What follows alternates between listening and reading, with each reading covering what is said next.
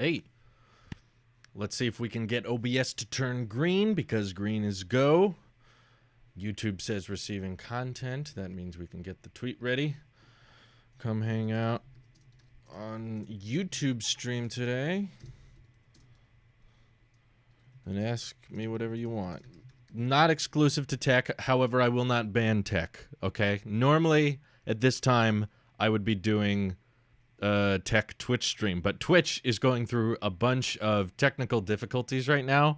I tried to get it to work. It won't even let me sign into my account, so Twitch is drunk. Twitch doesn't know what it's doing yet, so I figured, you know what we haven't done in a while? We haven't done a YouTube stream just on talks where we can talk about whatever we want. We can talk about tech, for the record. I'll talk about whatever, but if you guys want to ask other questions, other subjects you want to dive into, it is the Talks channel. We can talk about whatever talks comes to mind. Let me just tweet this out so people can see it. Ask me whatever y'all want. Adriano, Judah, Chris Tech, Theo, Jared, iTech Talk, Tech God, Logan, iTech. Uploaded a vid about WWDC if anyone's interested. If you want more tech content, iTech Talk's got you covered. What do I think about cryptocurrency? Ooh, good question. This is perfect for a live stream because it's something that I haven't made a video on and I don't plan on making a video on. I have heard of a few people that have done really well with mining and buying crypto. However, it is surrounded and completely flustered with scam artists. And I'm not saying all cryptocurrencies are a scam now. Understand that. I'm not saying all crypto is bad. I'm just saying there is so many bots that surround every single Elon tweet that are instantly trying to do, we're doing a Bitcoin giveaway. We're doing a Bitcoin giveaway. And there's a bunch of bots that show up on a ton of my finance videos that all make up random stuff of like, well, you should download this app and you can instantly make hundreds of thousands of dollars using crypto. And then you'll get a bunch of bots replying to that comment. Yes, that also has worked for me too. I contacted this guy and he helped me make crypto. And it's clearly bots. Like, it's super obvious. And if you go and watch these, like, I haven't even tweeted the link yet. I'm a bad promoter here. I guess we got people in. It doesn't matter. Whatever. Get this over with real quick. That's not all. Like, there are a ton of fake crypto things going around all the time, getting people to sign up. And I've seen like countless documentaries, like the meme one, the BitConnect guy, of like, oh, you'll triple your profits in 3 years, and oh, you'll triple your investment. And there's not just him. There's like this other crypto, OneCoin, I think it was called. If you've watched this documentary on OneCoin, how this one lady convinced people that this crypto was going to, return it. It was basically multi-level marketing. It was like, you'll make money by selling other people on the cryptocurrency, and then they make money by selling other people on the cryptocurrency. And at the end of the day, someone walks away with $1 billion and they disappear off the face of the earth. So that's why I tend to stay away from most crypto, is just because I don't think it's all bad. I just think it's surrounded by a lot of scam artists. And there's a lot of malware. There's a lot of sketchy stuff that goes on with crypto. Let's see. What is your favorite film that you would consider unpopular? Oh, I've got some movie posters behind me. I don't know if there's one big one that I'm just like, everyone needs to be a big fan of this. Like, I get why some movies didn't take off and some others did. But another one we watched recently was Rocketeer. That's on Disney Plus. I know a lot of y'all have Disney Plus. Rocketeer flopped at the box office. Not that many people know about that movie, but it's really solid and it's a lot of fun. It feels like it's a classic, but not that many people know about it. Jan from The Office was in it, which we also weren't expecting. Are you bored? No, I normally would do my tech Twitch stream right now, but Twitch is facing outages and it won't even let me sign into my account. So there's all kinds of outages going on across the country right now. Like, I heard Verizon, AT&T, T-Mobile, and Sprint, they're all having outages. YouTube appears to be working, though. Let's see. Do you know what the Cash App is? If so, is the investing portion a scam? I don't know much about the Cash App. I've heard some okay things about it, but I don't think it's a scam. But, again, don't know enough about the subject to really make comments about it. Let's see. What is your favorite superhero film of the past 20 years? Oh, well, I'm a huge Chris Nolan fan, so easily the Dark Knight trilogy for me. I've got like Well, I guess one right now. But at one point, I had like 3 uh, Dark Knight posters, and I'm not actually that big of a Batman fan. I'm more of a fan of Chris Nolan than I am Batman, and I realized that once Chris Nolan stopped making Batman movies and other Batman films came out, I was like, yeah, it's not really my thing. It's an interesting character. It's kind of cool, but I think what I liked about it was what Nolan was doing with it. So, let's see. Is it worth getting an iPad Pro now or waiting till the end of the year? Is there much advantage of waiting till the end of the year? I mean, if you're all about just buying at the right time or you want to get better technology, the waiting game is endless. That's what I've always told people. Like, if you want to wait for the better technology, you can literally wait forever. The iPad 10 years from now will be much better, but you'll be without an iPad for 10 years. So eventually you have to draw the line of when am I ready and when does the iPad meet my needs? Right now, I think is a pretty good time, especially for education. They just launched the back-to-school bundles. You can get AirPods included for free now, the 11-inch iPad Pro, the 2020 with 128 gigs of storage, 6 gigs of RAM. That thing's $750, and you'll get AirPods included. I'd say that's pretty good. That's a pretty solid deal. Hey, Scott's in the chat. Are you a Flash fan? I'm excited for the new Flash movie. I also want more Spider-Man if Disney and Sony can work their stuff out. Yeah, I generally like all the Marvel stuff. It's not my like diehard favorite, but it's like tolerable. It feels like fast food to me, and I like fast food. I don't mean that in a negative way. It's like, you know what you're going to get. There's going to be some funny moments. There's going to be some cool moments. It's not groundbreaking cinema, but it's still fun, and I enjoy it. So I think Marvel films are like the reason to go to the movie theater, basically. I am not a huge fan of Flash. I watched the TV show for a while, the CW. Is that what it was? CW show? I watched the first 2 seasons and I really liked it, but it was very quickly becoming hard to keep up with and getting a little far-fetched with the alternate realities and stuff. And then I was hearing about things that were going on in the further seasons, and I was like, oh my God. How do I keep up with this stuff? And I don't think I have a service that I can watch it on anymore, and I don't care enough about it to keep watching it or pay to watch it. Let's see. Are you annoyed of people talking about your look? Not really. I mean, there's less to complain about now. I mean, when I had the psoriasis and it was all patchy all over my face, I was annoyed with it. So people criticizing it, I kind of got it. I was like, yeah, I know. I have to look at it too. I see it. But now that that's kind of gone away, I haven't really gotten those comments in a long time, other than just ginger, redheaded idiot. And I'm like, yeah, sure, okay. So no, it doesn't really bother me. I believe the chair was $3.99. Will you do any kind of update video on Mint Mobile, how it's working with you, etc.? That's a funny story. I thought about doing it just because I've been using it for a while, and I'm in no contract with them to say anything nice. And they did send me an iPhone SE, which my wife is now using, and the OnePlus 8 for free, no strings attached. They didn't want me to talk about them or anything. They just sent it as a gift. And afterwards, I started to feel kind of inclined, like maybe I should do a video just letting people know, just to, keep them happy. But then I stopped myself and I was like, you know what? That's not the point. That's what they want me to do, and I don't want them getting comfortable with that. I don't want them getting into the mindset of, well, if we send him a phone, he'll make a video about us. So that's why I've decided to be like, nope, you know what? I'm just going to take the gift, I thank them over email. It's just like, hey, thank you very much. My wife's loving the phone. And that was it. I was like, I don't want them getting comfortable with the... if I get something, I will talk about you. So I want to reserve. Yeah, exactly. I want to reserve the right to say Mint Mobile sucks if they do something that sucks and I don't like it. So that's why I don't sign any contracts. They don't have anything over me. I could upload a video telling you all to never use Mint Mobile at any time, and they can't do anything about it. Other than, they would be like, what? Wait, why? Why would they?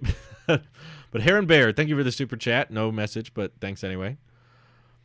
What do you think will happen with the 8th gen budget iPad? I've actually am going to be doing a video on that later. Not much. I mean, the long short of it is probably keep the design, but give it an A12 chip, because shipping the A10 chip in 2020 is kind of shocking that they're still doing that.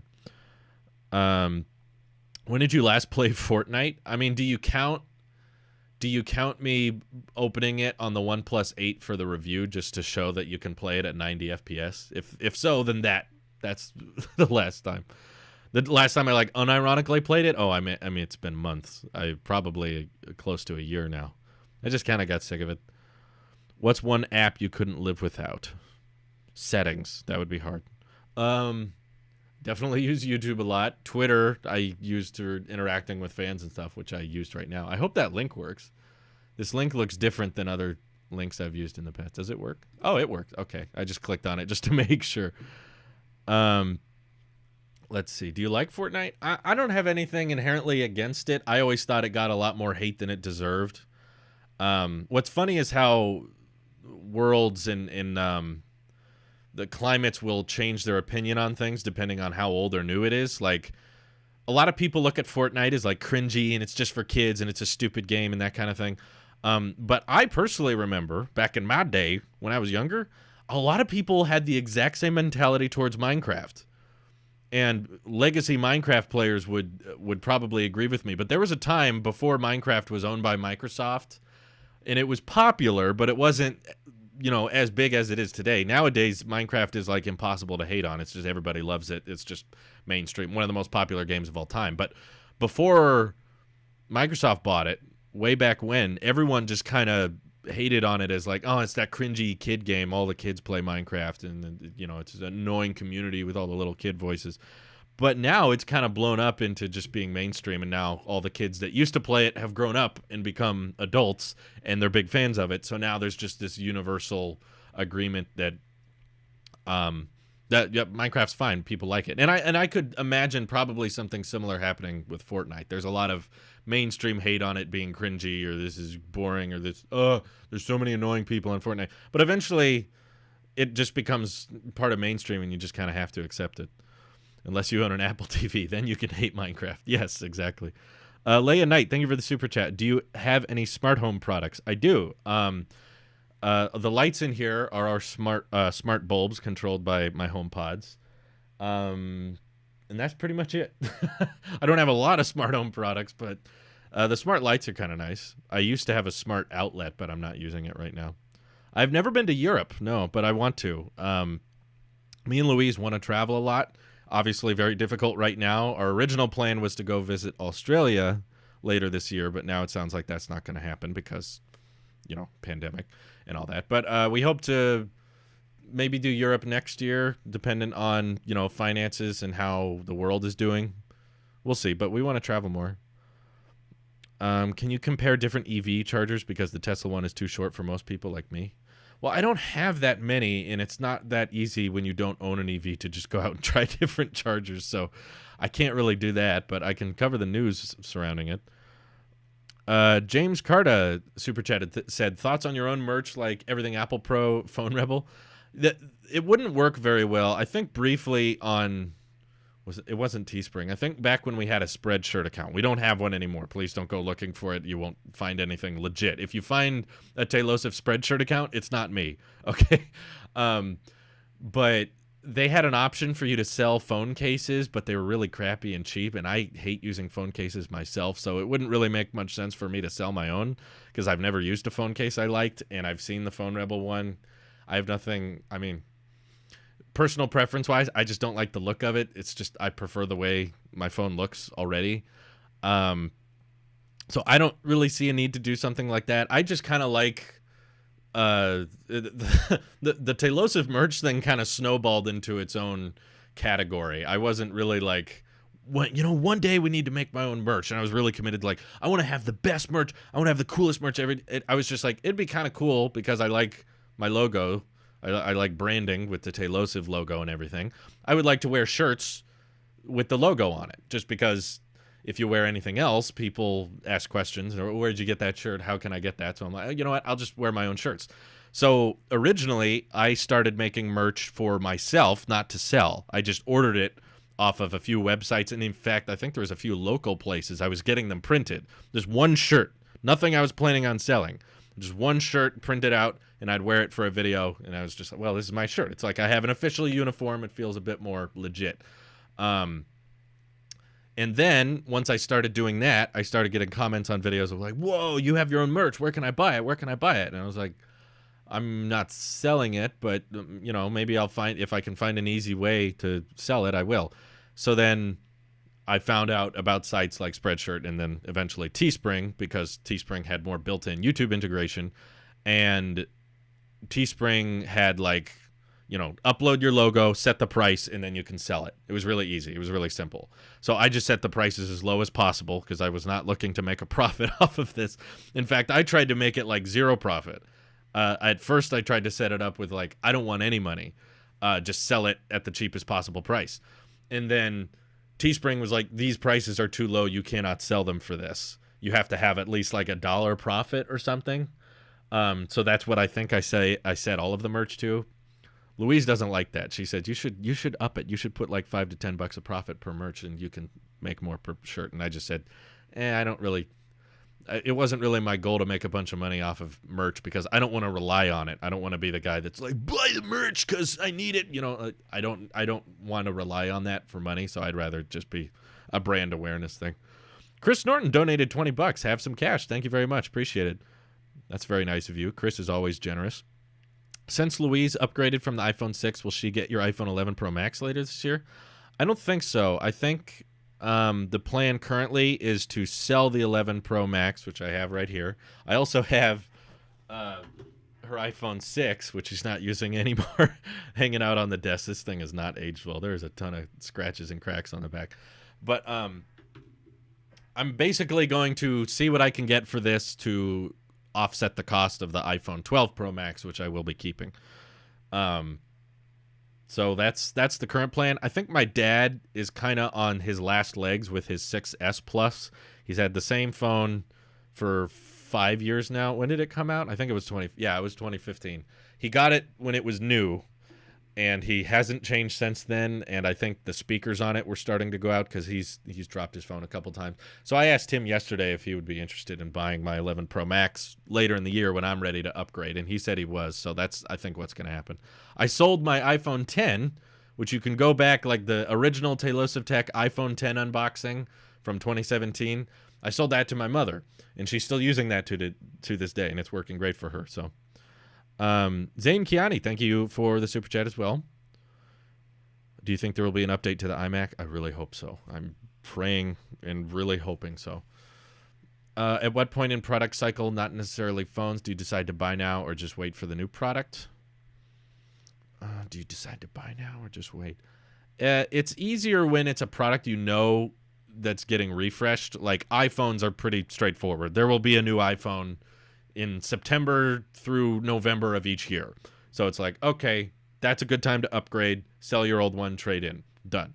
What's harder is things like people were asking earlier, like like a Tesla, where you have really no idea when they're going to refresh it, when they're going to release a new model other than something major like a Cybertruck. That's pretty much the only concrete evidence you have with the Tesla. But with things like you want to get a Model 3, it's really hard to know, like, is the price about to drop? Is the range about to increase? Are they going to use the new battery packs? You don't really know. So when it's something like that where they refresh it kind of not very consistently, I think it just comes down to, do you have the money? Can you comfortably afford it? And does it have the features you care about? If you're not crazy about the features it's offering and you're not in dire need of that product, then sure, wait. There's no need to be impulsive if the product, you're not in love with it.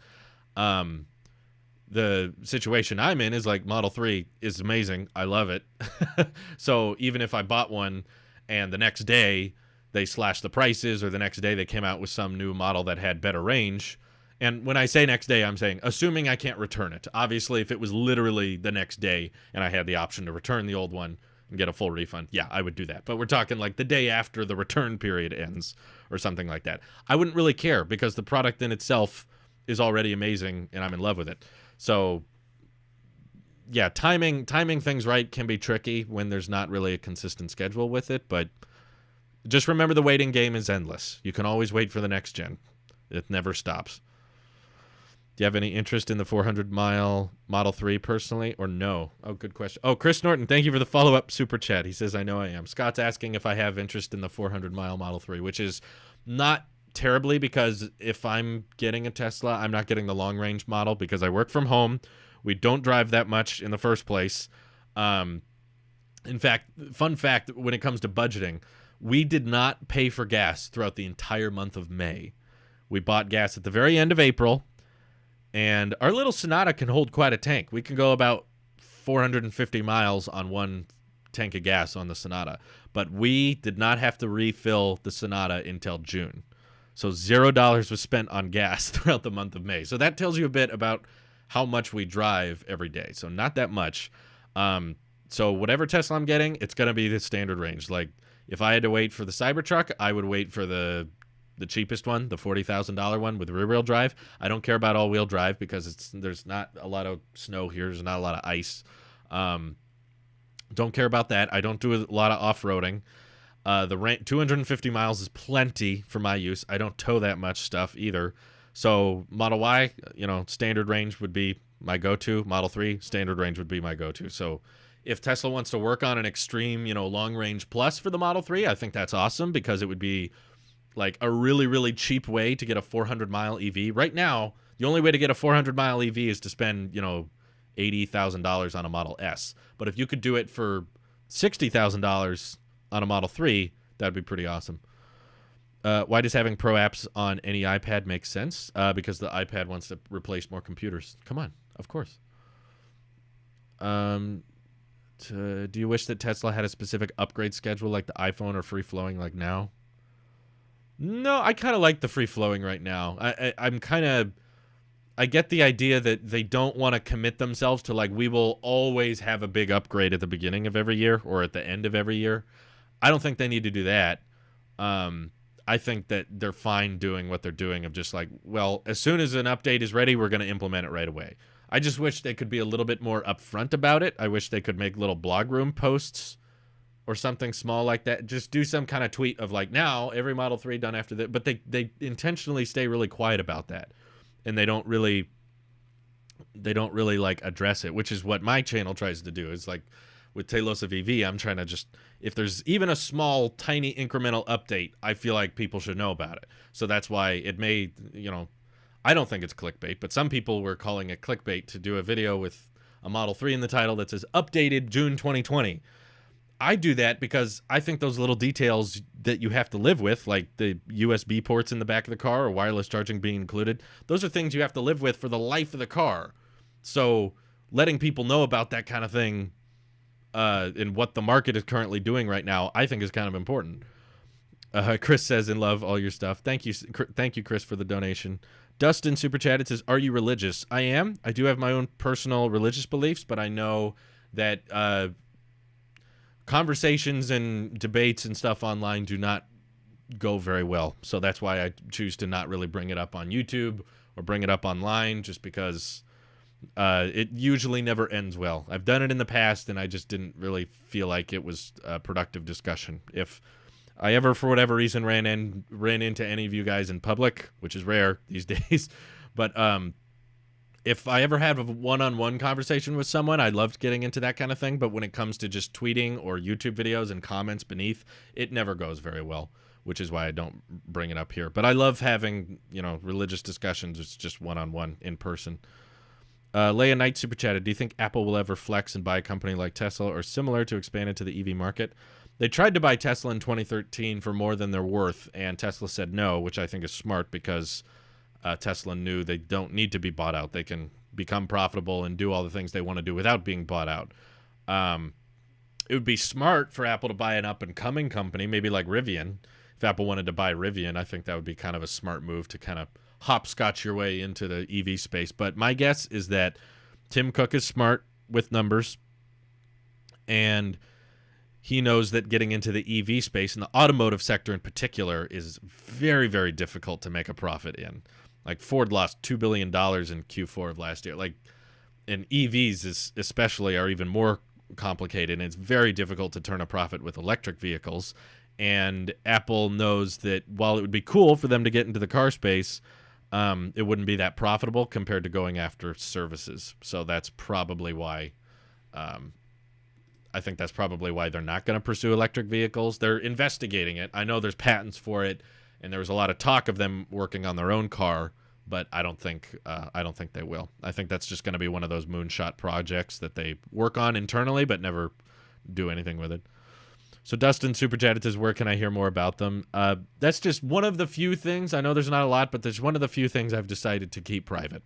I don't really plan on posting about that publicly because some people don't like that. Some people get thrown off when they hear about your religious beliefs and they feel like you're pushing it on them, and I don't want to push them on anybody.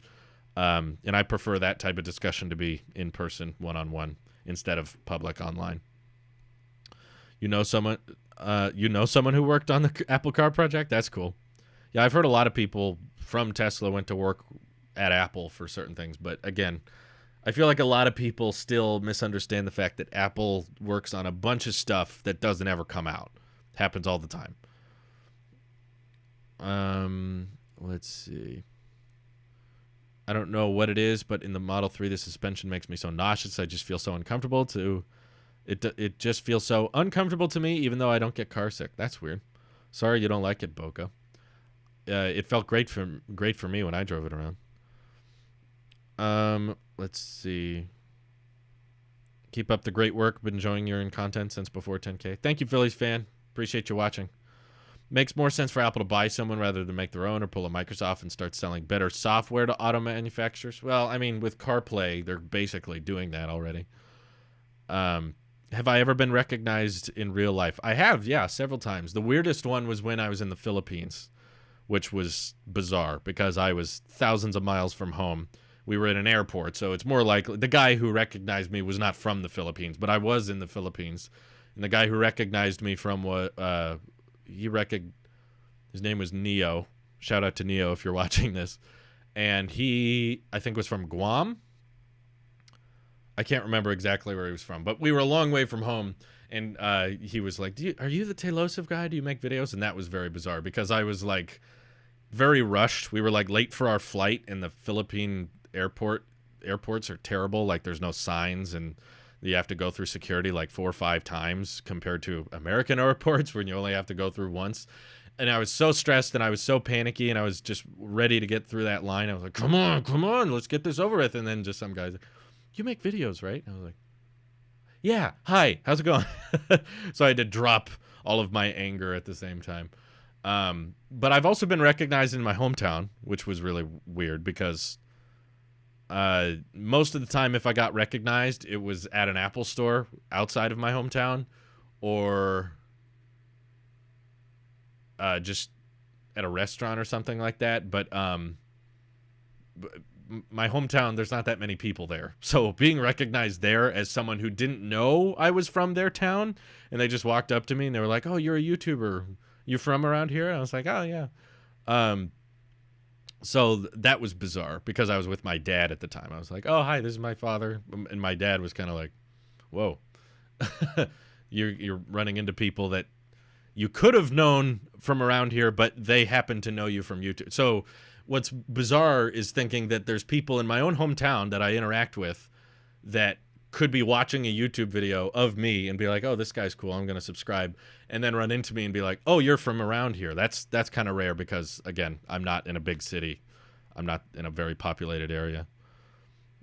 Mersey Super Chat, it says 222 left to go on the podcast channel. I know, we got to get up to 1,000. I feel bad for Nick and Randy. They've been working so hard on the podcast, but we can't monetize it on YouTube yet. We've hit the watch time. We have enough watch time hours, but we don't have enough subscribers. Yeah, I did have an article written about me in the local news. I have that on the wall over there. That was a while ago. What car do you own? It's a Hyundai Sonata from 2007. It's literally the second car I've ever owned. It's the first car I owned was a hand-me-down from my parents, which was a Ford Ranger from 2000. Just flat 2000, 20 years old now. But it fell apart. And it stopped working. The transmission was shot, and it wouldn't go backwards, which was really funny. So whenever I had to drive it around, I would have to put it in neutral and then stick my foot out of the car and back it up. So that was when we knew it was time to retire that vehicle. And then afterwards, basically, we bought my oldest sister's car, which was the Hyundai Sonata, and we used the money from my college fund because my parents realized I wasn't going to college. So we had a few grand set aside for that, and we just said, okay, we're going to use that money on a new car because the Ranger was falling apart, and we've been driving that thing ever since.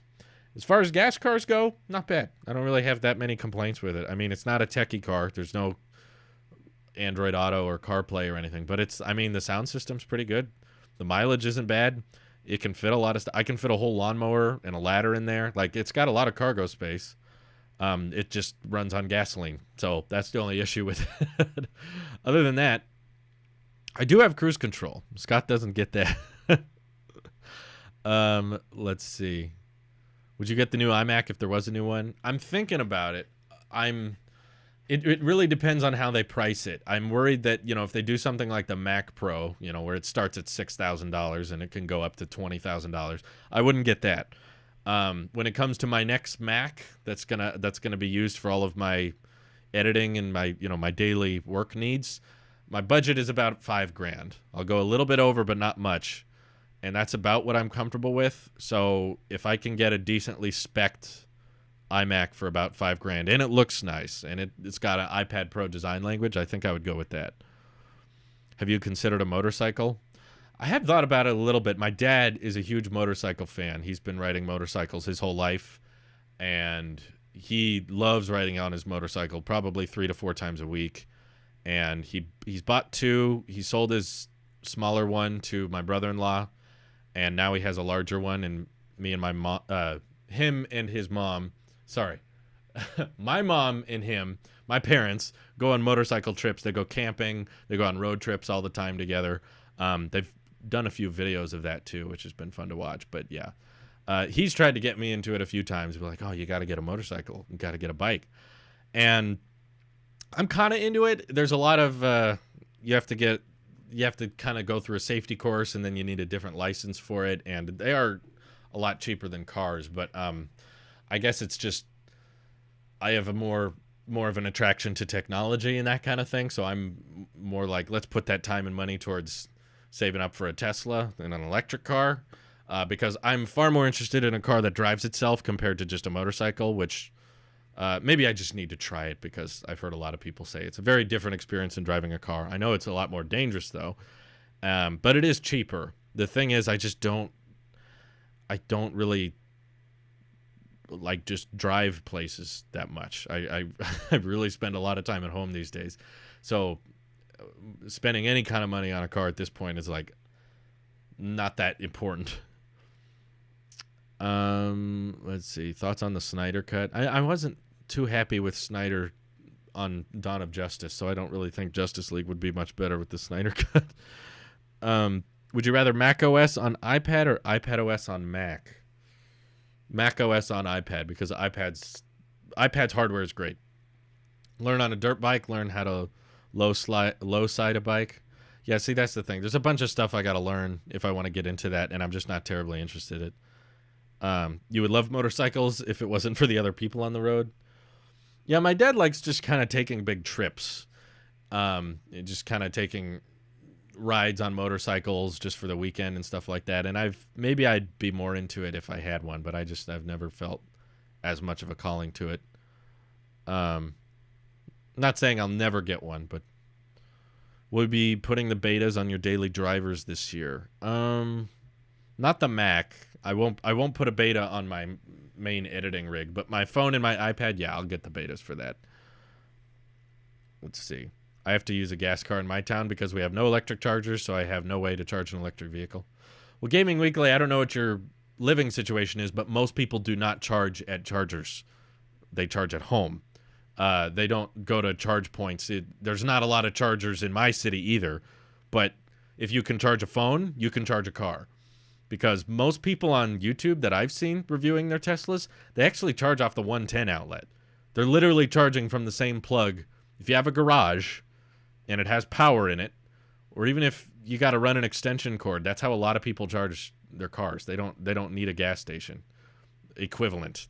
I think that's the issue a lot of people have with EVs, is they're like, oh, so replace gas station with electric charge station. Oh, no electric charge stations in my town. Doesn't work. It's like, the charge station is your house. You have light bulbs. If you're watching this, you have power.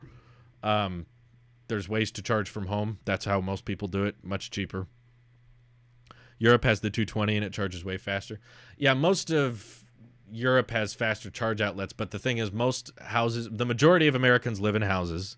You can look that up. So I know there's some people that live in apartments and stuff like that, in which case charging from home is a lot more difficult because you're just kind of in a parking lot, but still, majority of people live in a house, and a majority of houses that have a garage have a NEMA 1450 outlet, which is what we use for our electric dryers, and that can charge an EV at like 30 miles an hour.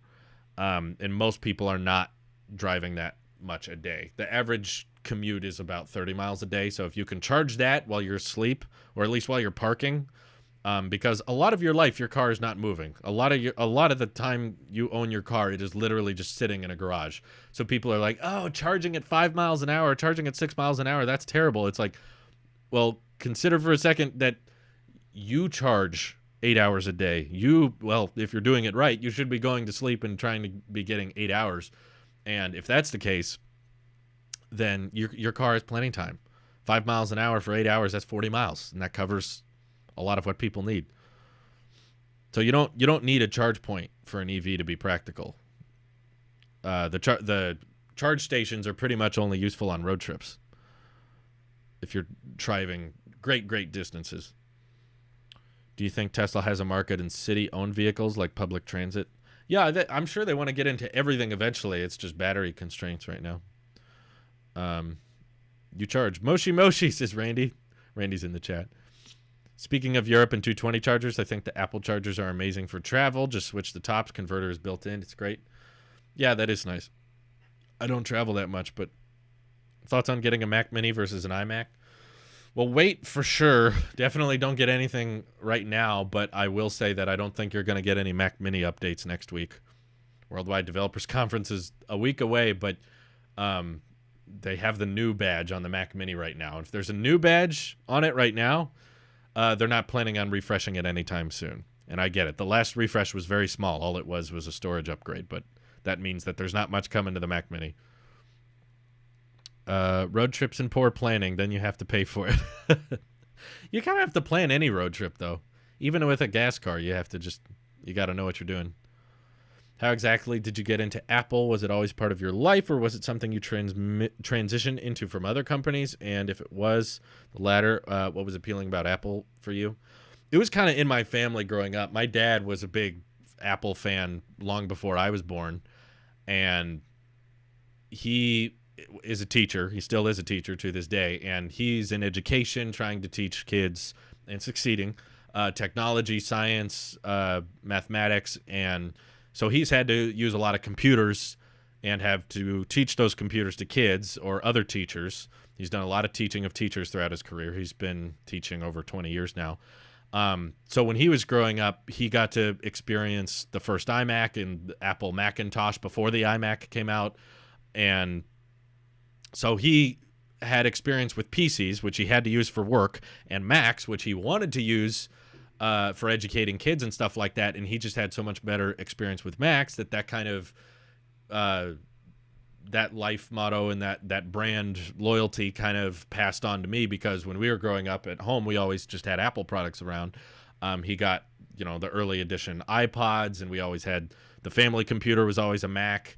And we had friends and family that we would go visit sometimes that, when you're little and you're playing with your friends and they want to go to the computer, they always have a PC, and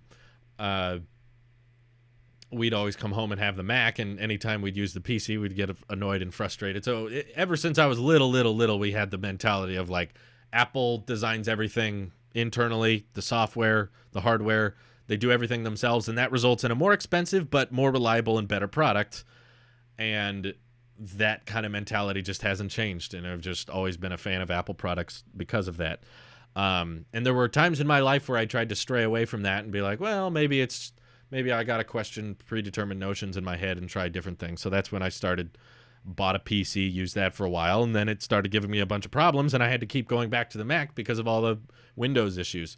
So that's what reaffirmed my loyalty to Apple, was just bad experience with Windows trying to use it myself. So yeah, that's I guess where it came from. If you weren't a YouTuber, what would you work as? I don't know. That's a tough question. I mean, there were plans when I first told my parents, which was a bit of a shock at first, but I told my parents I did not want to go to college. And of course, they're both teachers. They both went to college. I was the youngest in the family, and both of my older sisters went to college. So me sitting them down and telling them, hey, I don't feel a calling to this. I was in College Connections, which is basically high school, but you get to go to a community college for your last year of high school. That's how I met Louise. And I was saying, like, I'm not really loving these courses. It's not all that people were saying. Everyone kept telling me high school's bad, but once you get to college, it makes more sense and people want to be there and everything works better. And then once I finally got to a community college, I was like, this isn't fun. I'm not enjoying this. And this YouTube thing is really interesting to me. I'm really enjoying it. I just want to do YouTube. They basically said, well, you should be working. You shouldn't just go straight into YouTube because it's not making very much. So that's how we came to the agreement of doing the Mandarin Ranch work and YouTube on the side, because YouTube wasn't making a livable wage and they didn't want me to just do nothing but my hobby. They were like, you can do your hobby, but you also got to be working towards something and making money if you're not going to do college. So they said, let's see how that goes for a year. And that was kind of our trial period. It's like, okay, you can work at the Mandarin Ranch for 12 months. After the 12 months, if YouTube still isn't doing very well, you got to choose something. And one of the options we were looking at was the lineman's college, which was basically where they teach you how to, work on power lines. And it didn't cost that much. It was like a trade school, basically. They trained you how to do one thing, and it wouldn't take very long. I think it was like a year of training, and then you could make pretty good money after that year of training. So that was the plan, essentially. They were like, okay, you can work at the Mandarin Ranch and do YouTube on the side, and if YouTube doesn't go anywhere in the first year, then yeah, you can go to lineman's college. So that was the backup plan. Obviously, YouTube did work out, and it did start making a decent amount of it. So once the year came up on the Mandarin Ranch, I was like, hey, I think I'm ready to do YouTube full time. And they were seeing the numbers, and they were like, okay, that's fair. You don't have to work at the Mandarin Ranch anymore. YouTube's working out for you. So that's how we got where we are today. But yeah, if YouTube just didn't work out and I didn't get that many clicks, the thing is, I would have tried for a long time, though. I would have kept trying. YouTube would have continued to be a hobby, a side project that I keep continuing to work on while I was doing other work. I mean, it's possible I could have just kept working at the Mandarin Ranch. But yeah, I could imagine 2017, 2018 going into the lineman's college and then becoming a lineman after that. So who knows? Let's see. What are your opinion on Google and ads and ad blockers? I mean, there's nothing I can do to stop you to use ad blockers, but all I can say is don't. It hurts the creators you enjoy watching, which I always thought was kind of backwards. Like, if you enjoy using ad blockers, you are literally preventing revenue from being generated of the people you enjoy watching.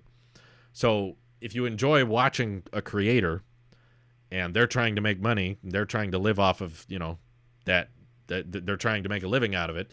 If you're using an ad blocker, they are not able to achieve those goals or those dreams. Yet you're enjoying the end result.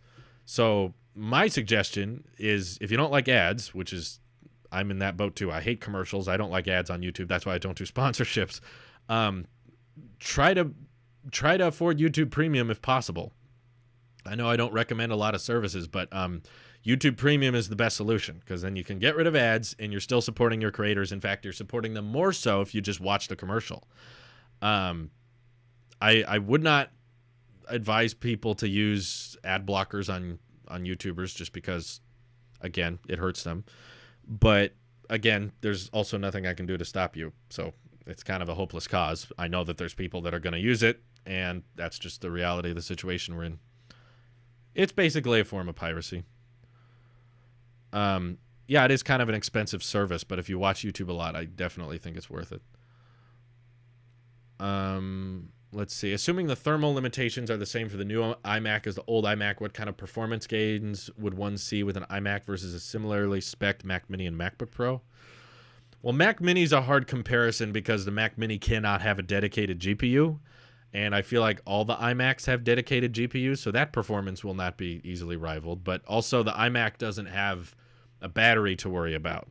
So I feel like turbo boost and stuff like that can be a lot better on an iMac versus a MacBook Pro, because you don't have to worry about battery life. You don't have to worry about like, oh, I can run at a higher clock speed if I'm plugged in and I have power. That's how a MacBook Pro works, is like power is plugged in. Yay, you can have faster speeds, but you unplug it, you're on battery power, things turn down, not as much performance. Let's see. When do you think that it's over with COVID-19? What's your opinion? I don't know if there's ever anything over. It's just like a slow attempt to get things back to normal, essentially. Like, I mean, Ebola is still around. I mean, a lot of people were still really, really scared of that for a long time, and it's still here. It's just, we try to be careful. Obviously, the waves come and go. But I think it's fair to say, like, it's just not feasible to keep everything locked down for extensive months and months and months. There's so many negative impacts of that and you also can't really keep everyone inside.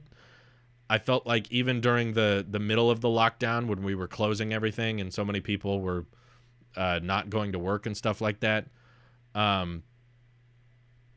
like there were so many things on lockdown, and yet there was still a bunch of exceptions we were making.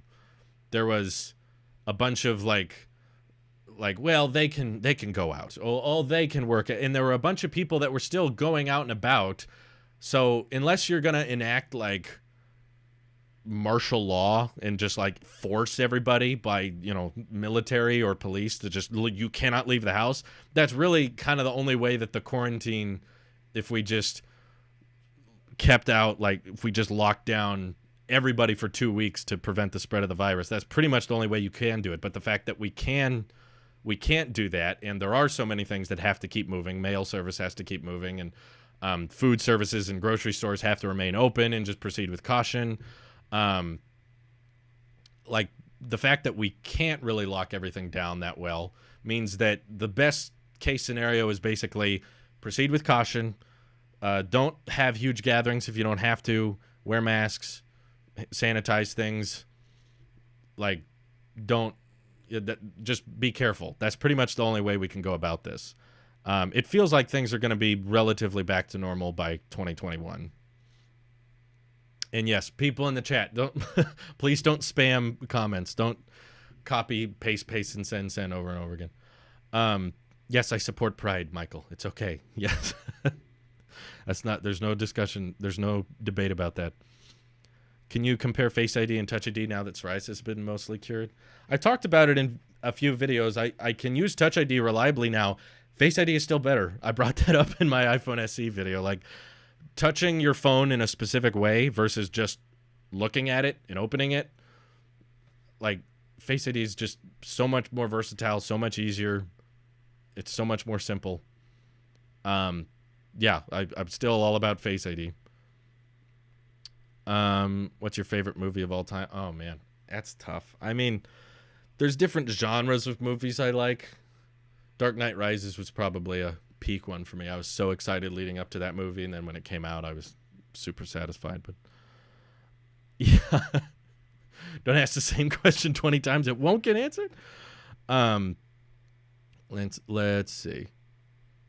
Yeah, don't tell people in the chat to be quiet, please. Yeah, washing hands is good, obviously. I think there's a lot of things from the pandemic that we're just going to keep, like Randy, for example, talked about his job and working in the government, that like they're never going to be back to true 100% capacity. Like they're never going to go back to the way things were pre-COVID. There's just certain precautions and like stay-at-home measures that are just going to forever remain instigated, because there's going to be a lot of companies and there's going to be a lot of brands that just realize, hey, we can work remotely, which is safer, and there's not really need to go back to normal. We can just keep doing what we're doing. And I think Randy's not alone there. I think there's going to be a lot of government jobs and a lot of private sector that realize, like, my wife used to have to drive to her business every day to work, and now she's working from home remotely, and the company was kind of forced to figure out a way to make that happen. They provide Chromebooks and install VPNs, and just kind of make everything secure, so that you can work from home, and they're realizing, hey, it is possible, it is doable. And if that's the case, then why go back? It's just risking health, and it's not really making people drive more on the road, causing more emissions, having to spend more money on gas for something that we can do at home. It sounds like my wife's business, they're going to try to get her to come back to work, and we're going to try really, really hard to fight that. We're just going to say, no, we don't want to come back to work. She can work everything she did at her job, at her business, which was a desktop where she just worked at a computer. She can do now from home. I don't know exactly why a business wants to bring everyone back, other than just we get to, I don't know, keep a better eye on people. But I feel like the future, we need to just figure out how to adapt to that better. Let's see. Thoughts on Jurassic World Dominion? I thought the last Jurassic World was terrible, so I don't know. I don't know how the next one's gonna be. It might be fun I'll still watch it. It'll be fun, but will you react to the Note 20 Unpacked event? Probably. Yeah, probably. Was working from home hard for your business? Vinny, I work from home, right? I've been working from home for over a year now, since long before the pandemic came in. So literally nothing changed for me, other than, CPMs went a little down, but everyone was impacted by that. I have not built my own PC, but I have used a custom-built PC. I got really close to building my own, but then a friend of mine had a PC that he built that he was looking to sell, and it was a way better deal, so I just bought it off him. Wyatt now owns that PC. That PC went through a bunch of people. Do you think there will ever be an iPad bundle like the iPad Pro, Pencil, and Magic Keyboard together for an ever so slightly discounted price? That'd be a good idea, but they haven't done anything like that.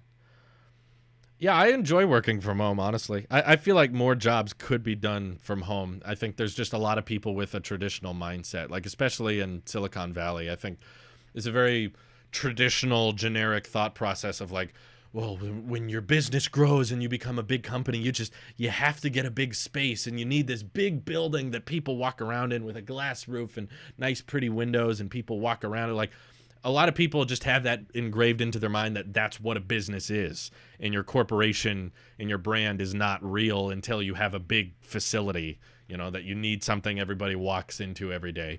And the truth is, there's a lot of companies that really don't need to be doing that, and there's a lot of jobs that can be done remotely. And companies may have their own logic or reasoning as to why they need things to be done at a physical location. They might have some philosophical debate. It does something for the corporate mentality, or the feeling of being a group and a team to actually be together. And I just think that's going to be an old way of thinking. And I think 100 years from now, it's probably going to be way more remote than what we have right now. Would you want to be a leaker? No, God, no. It sounds awful. I don't want my viewers or my audience to come to me because of what I heard from someone else. Basically, I feel like you can lose a lot of, you put a lot of your content and a lot of what people watch you for, because that's what I feel like happens when you become a leaker, is people will just come for you for leaks now, and that's all they care about. They just come to you like, what's going to happen? Do you have any info on this? Do you have any info on this? And once people start labeling themselves as leakers, they start just getting constant questions about, like, that's all people come to talk to. And I don't want to get bombarded with questions about that. I want to talk about what I want to happen and what I think could happen, because you can't take that away from me. Leakers basically just get all their info from sources, and those sources can change their mind. If a boss cracks down on them or fires them or decides, hey, you know what, you can't, I can't talk to you anymore, you can't have this information anymore, then suddenly what a leaker is known for is in jeopardy, because it's relying so heavily on sources. So I don't want to be relying on sources for my job or for my videos. It'd just be like, well, I can't make videos until someone talks to me. because that's very, very tangible. That's very, very easy to be taken away. So I would rather get views and get attention through things that can't be taken away, which is my opinion. You can't take that away from me. My personality, the way I edit videos, the way I try to make things concise and not take up too much time and just be efficient with how I deliver news to you. Can't take that away. So that's why I wouldn't want to be a leaker. It sounds very stressful. It sounds very not fun to me. And I enjoy what I'm doing. I like speculating on stuff. It's more fun that way. I think it's way more fun, like with the podcast with Nick and Randy, to just be able to sit down and be like, what do you think's going to happen? Then they ask me, what do you think's going to happen? And I say, well, this is what I think they could do. Here's what I think they should do. Versus sitting down to a conversation and one person says, what are they going to do? And then you say, well, my sources are saying this will happen. And if you disagree with me, then you're wrong because I'm right. And it just becomes very like, I'm right, you don't doubt me, I am correct. I much prefer just the spitball because that feels more genuine. Y'all aren't leakers. Not everyone's a leaker. Y'all are just consumers. You're just people who watch the stuff because it's interesting to you and you want to see what could happen, what you think could happen, what might happen, what you want to happen. That's far more interesting than just this is what the sources are telling me today. This is what I know. And yeah, I feel like you get a lot of your reputation wrapped up in that. I think it's kind of risky. No, I don't have any plans on seeking out sources or trying to become a leaker. I've had several people contact me that claim to have info, but I don't run with that. I don't look at that as like, okay, cool, I can make videos about this. I've tried it in the past with the Mac Pro and it didn't go well. But yeah, I remember going through that experience and I didn't like it. It wasn't interesting.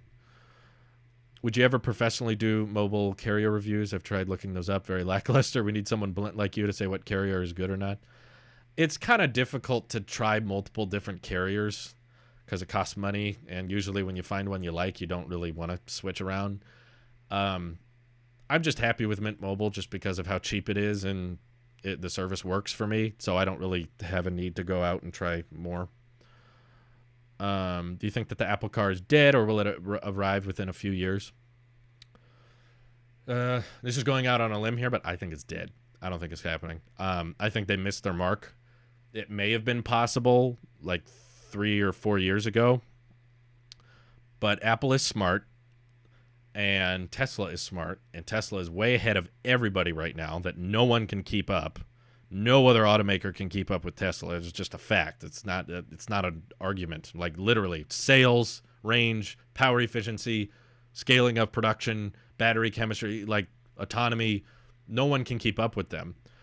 So the fact that Apple hasn't even, I mean, just following the EV community, knowing how many things you have to do to make a competitive electric car, Apple's too late. They're long gone. They missed their chance years ago, in my opinion. They need you need tons of battery scaling production. You need a giant factory. It's not as simple as, just getting Foxconn to build your iPhones. And by the time, even if Apple at WWDC, this is not going to happen, but let's just say, for example, at WWDC, Apple announces the new Apple car. Best case scenario goes into production next year. That would be with like an extreme, insanely fast timeline. They would have to pick a factory and a manufacturer and someone who has enough battery packs to make it competitively priced. Best case scenario deliveries would be like end of next year. By that point, Tesla will have positioned themselves in such a dominating position in the EV community, Apple wouldn't have a chance. Wouldn't matter if their software was good or if their design was cool. They wouldn't be able to beat them on price, and they wouldn't be able to beat them on the charging network. They would have nothing. They couldn't keep up. Battery Investor Day is going to give Tesla another permanent advantage. So no, I think Apple experimented with it a little bit, but I think the Apple car is dead. I don't think it's going to happen. Now that you paid off your mortgage, are you going to buy a Tesla? Greetings to Germany. We would like to. We're just saving up our money, and Tesla is not a critical purchase right now, given we both work from home and there's very little driving going on. So the idea that we're going to spend, $40,000-$50,000 on a car when we barely drive the car we have now is just not a good idea. Let's see. I'll consider Mint once I run out of my old employer Verizon discount and then have unlimited. We'll see. There you go. That's a good time to shop around. Let's see. There's one leaker that might disappear if the new iMac isn't a thing. Yes, exactly. When do you think the next iPad Pro is coming, and what new features do you think will be in it? Sounds like next iPad Pro will be next year. It'll have mini LED, 5G, and an A14X chip. That's about it. James Carter super chatted, says thoughts on Apple all-in-one TV, screen plus tvOS. People have asked for this for like a decade now, and they still haven't done it. And knowing how Apple handled the Pro Display XDR, I don't need them to do that, because if they did make a TV, it would be overkill. It would probably have a overkill HDR 4K or 8K display, and it would cost $5 million. And just the fact that it has tvOS built into it, I don't think that's what Apple needs. If they did go into that, it would not be popular. Y'all assume that if Apple made their own TV, it would be like $1,000, and you got to remember they charge $1,000 for a stand. If they made a 50-inch, 60-inch TV, it would easily be competing with the wallpaper LG TVs that are like $8,000-$9,000. The fact that it has tvOS built in is just kind of unnecessary. No, Apple needs to make a TV stick that's cheap, and I think if Apple hasn't made a dedicated TV yet, then they're not going to. They've had plenty of time to do so, and they still haven't. I'm the kind of guy that's happy spending $300 on my TCL Roku TV, and it works great. I'm happy with it. I don't need an $8,000 Apple TV. No, thank you.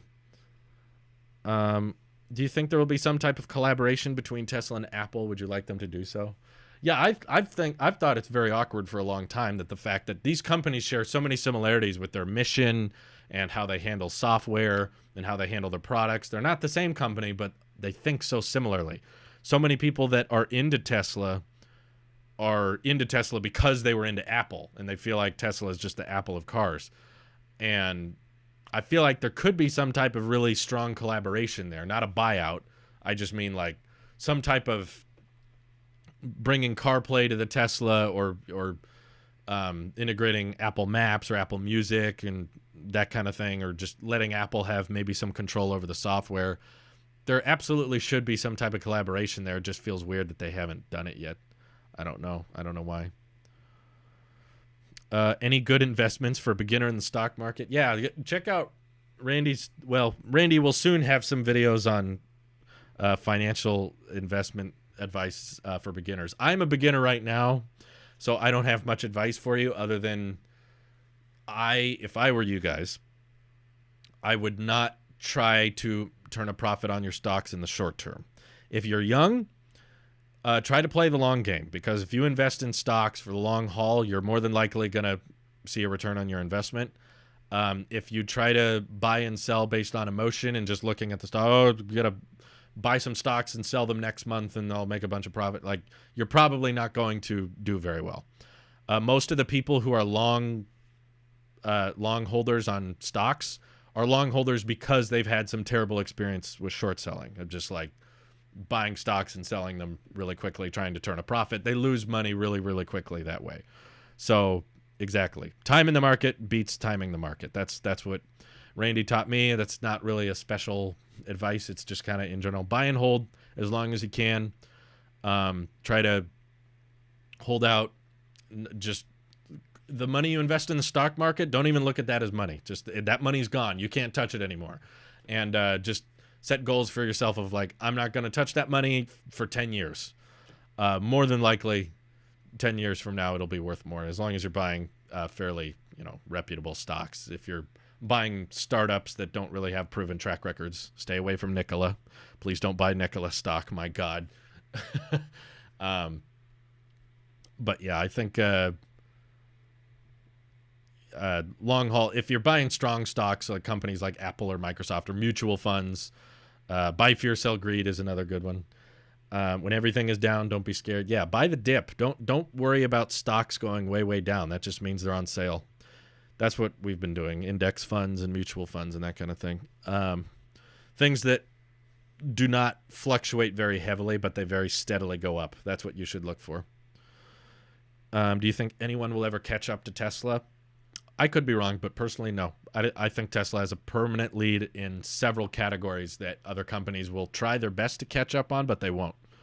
Autonomy, battery chemistry, charging network, charging speed, and brand loyalty, which is a big one.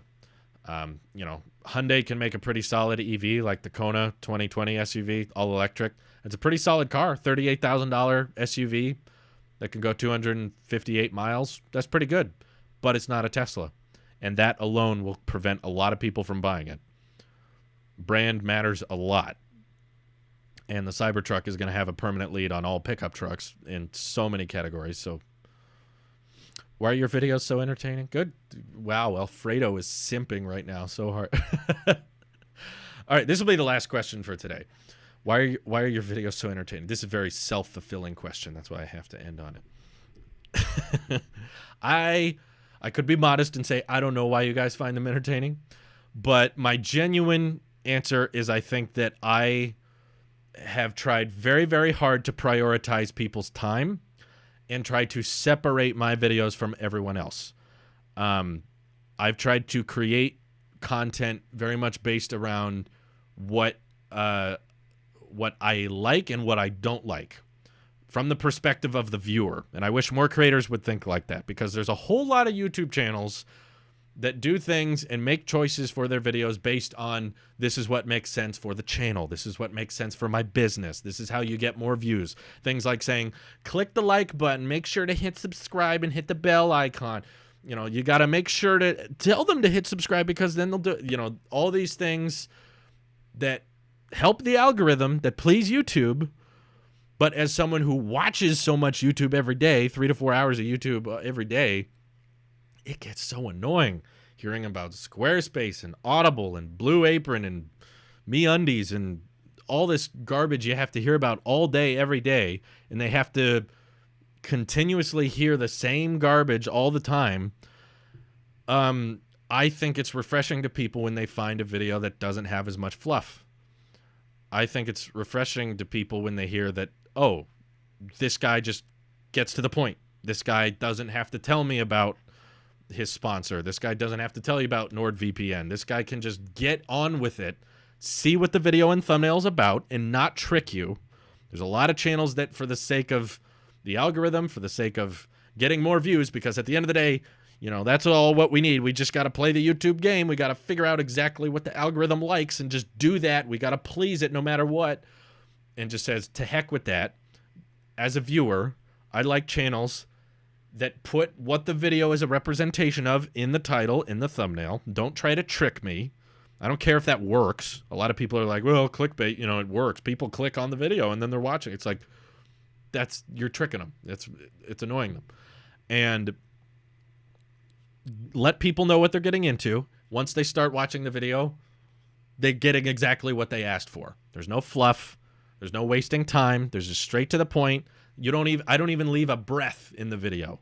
I cut out myself breathing because it's a waste of time. So that by the end of the video, you've been filled in on my thoughts, my speculation.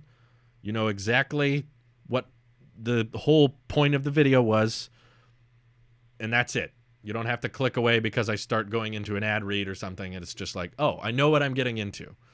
And that may result in the algorithm not promoting my videos as much, but I don't care about that. I think there's too many channels that focus on pleasing the algorithm and not pleasing people.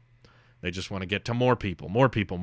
Well, how about just making a smaller number of people happy instead of just getting seen by millions?